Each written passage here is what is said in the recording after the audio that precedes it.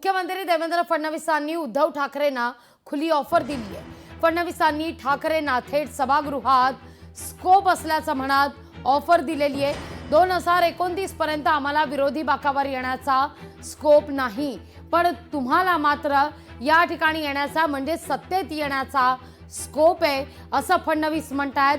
त्यानंतर राजकारणातल्या स्कोपवर चर्चा सुरू झालेली असताना आज सकाळी आता राऊतांनी यावर पलटवार केलाय। पाहूया राजकारण स्कोपचं।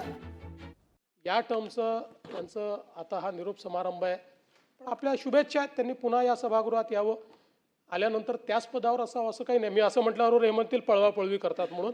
उद्धवजी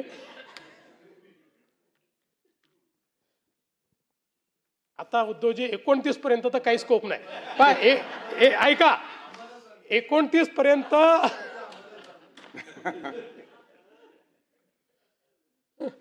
आम्हाला तिकडे याचा स्कोप उरला नाही। 29 तुम्हाला इकडे याचा स्कोप आता विचार करता येईल, म्हणजे त्याचा विचार आपण वेगळ्या पद्धतीने करू, पण आम्हाला तिकडे जायचा स्कोप हा काही या ठिकाणी उरलेला नाही। त्याला मी ऑफर म्हणत नाही, याला टपल्या टिचक्या म्हणतो।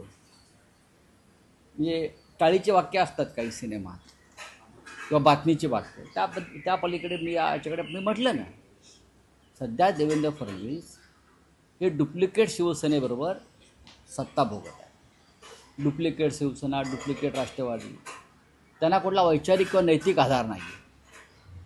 असं असताना तुम्ही माननीय बाळासाहेब ठाकरे यांच्या शिवसेनेला सत्तेत येण्याची ऑफर देताय, गमतीने का होईना, ती वैचारिक दिवाळखोरी आहे। लोकशाही मराठी ऐका, पहा, जागरूक रहा।